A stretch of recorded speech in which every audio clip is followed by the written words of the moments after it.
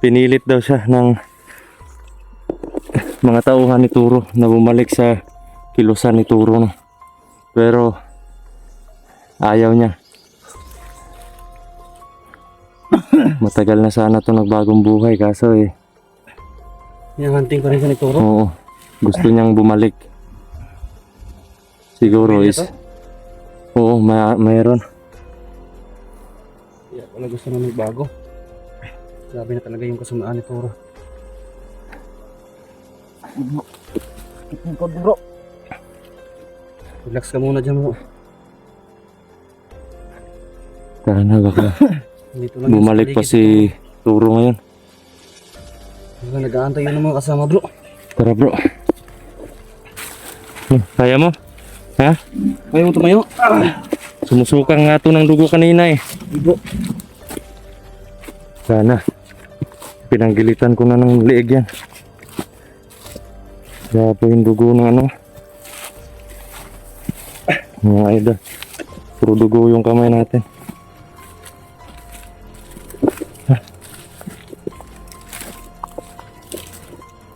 Ingat lang bro. Dahan-dahan lang tayo bro.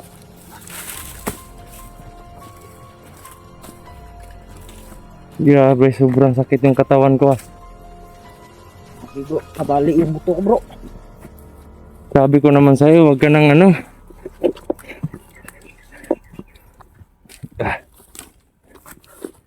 Hindi ko rin namalayan yung dalawa, no. Sumulpot na lang bigla. Ilan ba yung nakalaban nyo? Ilan ba? Ika-4 si Turo. Pero yung ibang tauhan niya, patay ko na kahapon.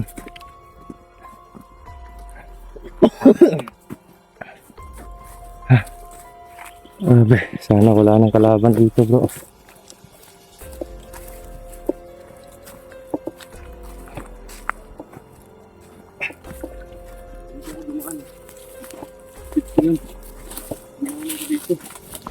Tago muna tayo dito bro. Dito nga, narinig ko lang yung mga boses ko.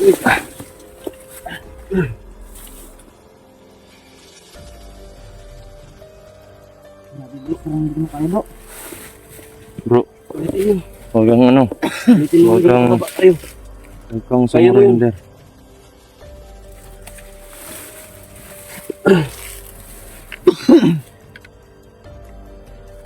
Nandun tiis na lang. Malapit na tayo sa ano, hanging bridge.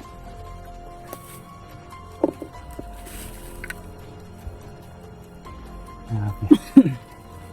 Sobrang gutom na kasi. May pagkain dito pero napanis na. Tinaabutan ko pa kayo. Hindi ka na kumahuli. Okay lang yun bro. At least na Ba't dumating ka. biglang nawala si Turo? Oo nga eh. Yun nga yung ano kanina. Parang po mga idol no.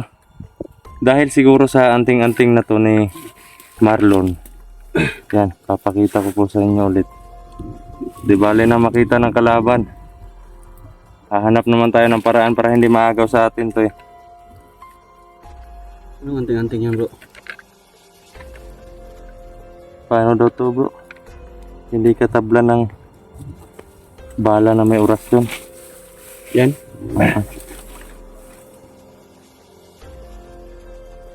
May laman to eh. Parang ano, parang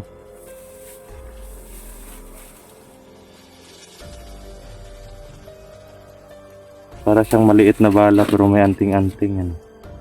May Latin.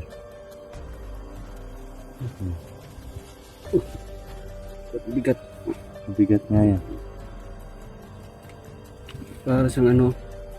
Para lang bala. Pero yan.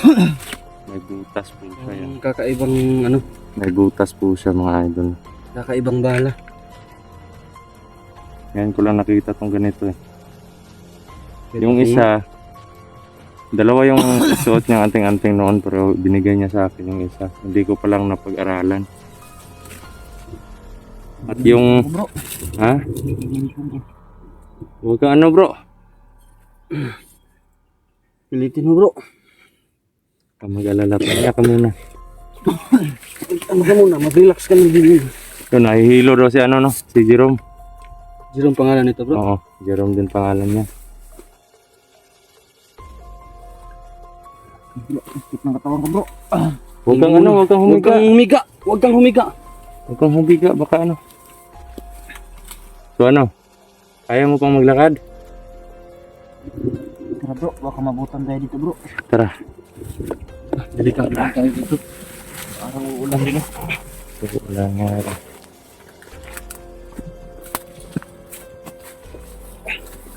Andahan lang bro.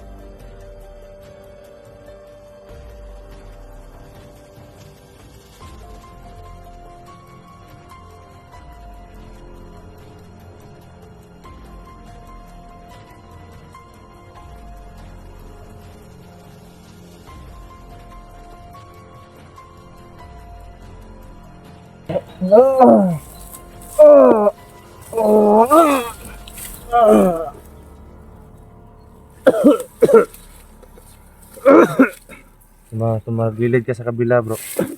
Kabila bro.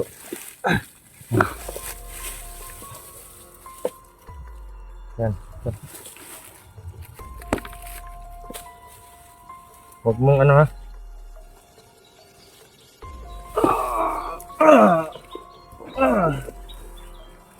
Sakit? Hmm? Sakit bro. Okay. Ano ka?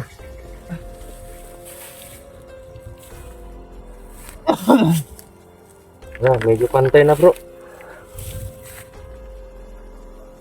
Ano na bro? Grabe yung nangyayari. Kaya mo na. Kaya na bro. Kaya mo na? Hindi na masyadong masakit no? Hindi na bro. Oh, kunin mo yung ano. Tara bro. Tara.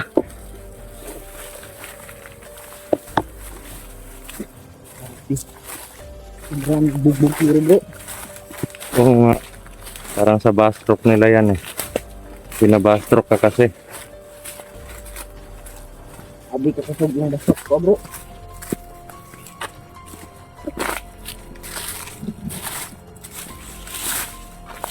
Sana eh. Hindi na tayo makatagpo ng kaaway dito.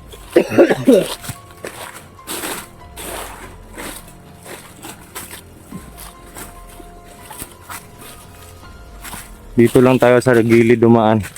Kasi yan, maraming ano dyan, maraming landmine ng mga sundalo dyan. Oo. Sinabihan ako ng mga sundalo dyan na ano eh, huwag daw dumaan dyan kasi may landmine. Pero hindi naman alam ng kalaban kung saan location tayo.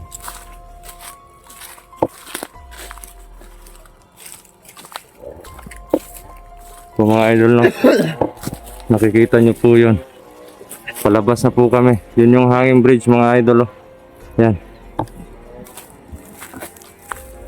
Bro, makakauwi ka na bro. Bro, makakauwi ka na. Magpapaano ka? Magpapa check up ka pa pagkatapos. Gamit bro, labot bro, gula. Yan siguro kanila bro. Mogit to padulong. May gani kay labtan pa kanamo ba?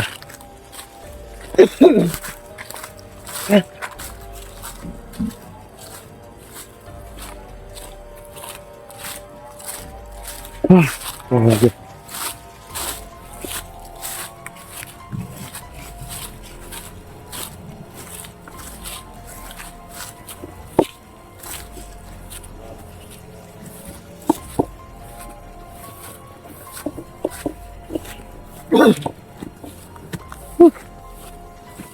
Sobrang sakit ng katawan ko. Yan.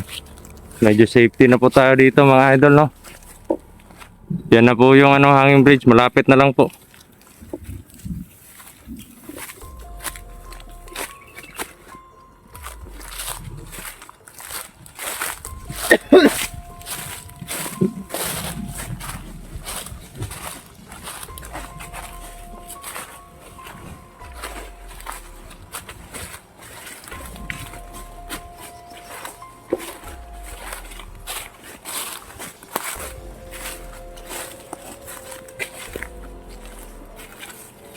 Yan, interviewin muna natin sila si Brother Jerome. Bro. Okay, malapit naman tayo eh. Wala nang problema dito. Safety na tayo dito. Yan. May katanungan lang bro. Ngayon na ligtas ka na at paglabas natin mamaya eh diretso ka na sa ano sa clinic para matingnan yung katawan mo, ha? Para makainom ka ng gamot. At pag okay ka na, ano yung hanap buhay mo dun sa inyo? Wala bro. Minta pa lagi bro. So naghahanap ka pa lang ng trabaho. Ano yung pinapakain mo sa pamilya mo pag ano? Sideline ko bro. Sideline bro. Sideline lang yung trabaho mo. Mga idol no, sideline lang pala yung trabaho niya. At yun yung binubuhay niya sa pamilya niya.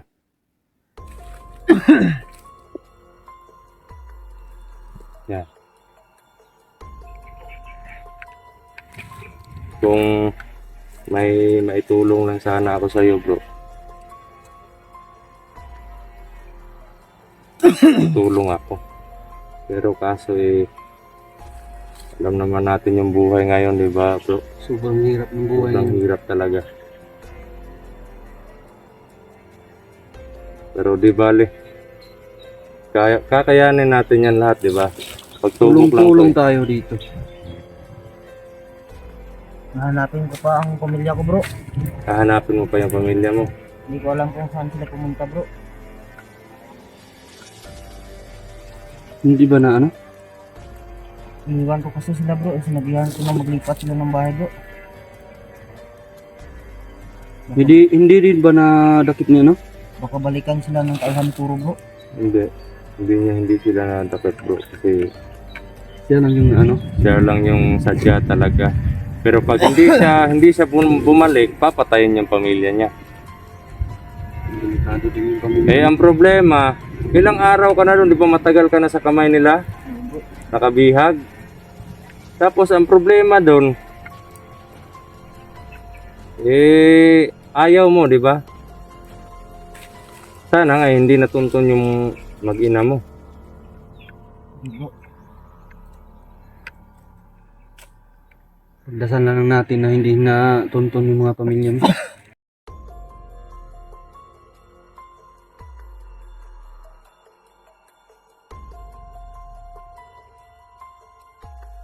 Bundok yun. Oo bro.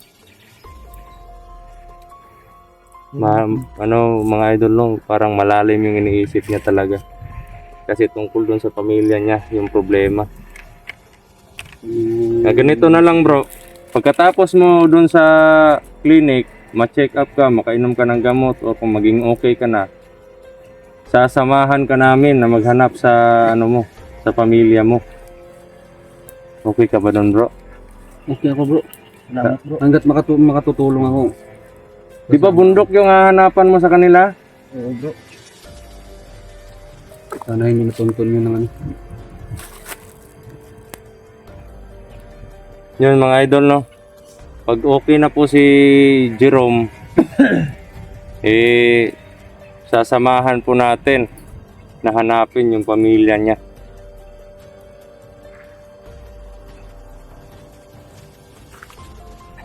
Hindi ba critical dun sa lugar ninyo? Yeah. Ha? Sobrang critical para pala dun. Yung pamilya mo? Yun nga yung problema bro. Pero sinabihan mo sila na lumipat. Sana nakalipat yun ng maaga. Oo nga eh. Bago na anuhan ni Turo. Bagong panganak pa yung asawa niya kasi 2 buwan pa yung pangalawa niyang anak eh. 2 buwan? Wala bang ibang kasama yung asawa mo? Dalang mag-isa? Mga idol no. Ito pala yung dahilan kung bakit parang lutang to si Jerome. Malalim yung iniisip. Ganito yung gagawin natin bro.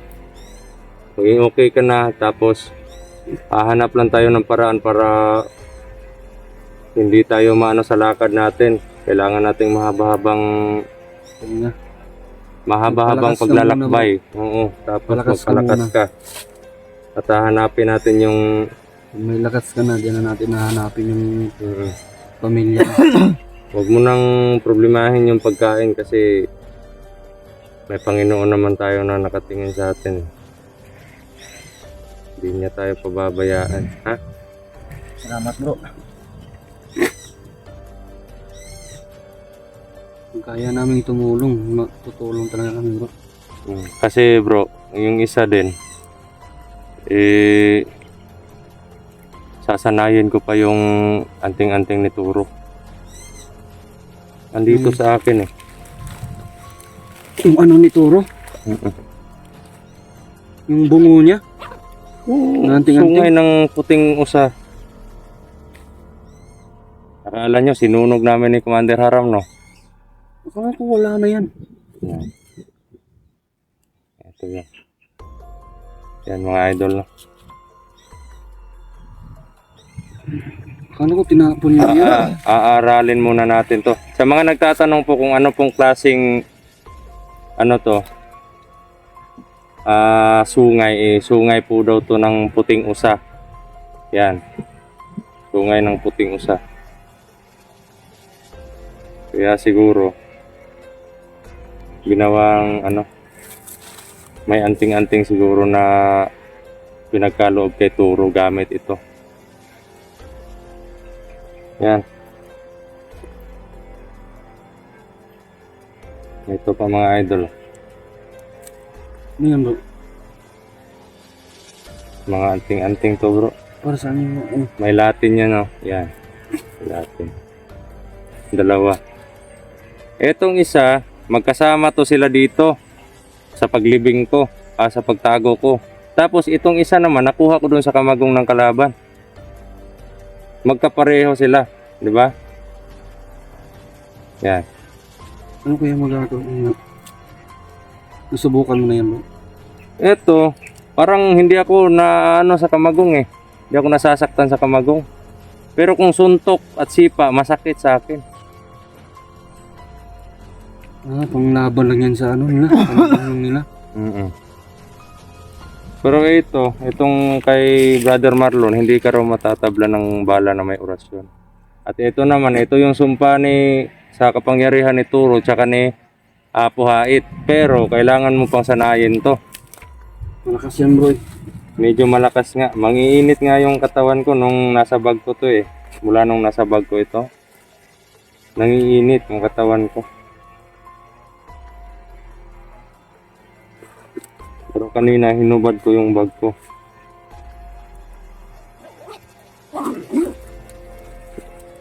Nakalimutan ko yung anting-anting andito pala. Pero hindi ko pa nasanay. Di bale. Kaya siguro umatras si Turo bro. Siguro galing Yung ano. Siguro dahil sa anting-anting ni Marlon. Kasi nung inorasyonan ko siya, parang dun siya na ano eh. Parang dun siya na... Nasatablan siya ng orasyon. Oo, parang nagulat siya na natablan siya sa orasyon ko. So yun, kailangan ko na mag-off cam bro kasi lowbat na yung cellphone ko eh. Yun mga idol no. Sa mapagpalang araw po sa inyong lahat at mission successful na naman po tayo mga idol no. Maraming salamat po sa mga dasal ninyo at sa mga walang sawa na pagsuporta. Okay ka na bro. At yun, huwag niyo pong pababayaan yung mga sarili ninyo at palagi pong mag-ingat. Maraming salamat po. Patuloy po ang laban. God bless. Ito po si Brad Dudong Adventure na nagsasabing mahal na mahal ko po kayo. Salot po ako sa inyo lahat mga idol.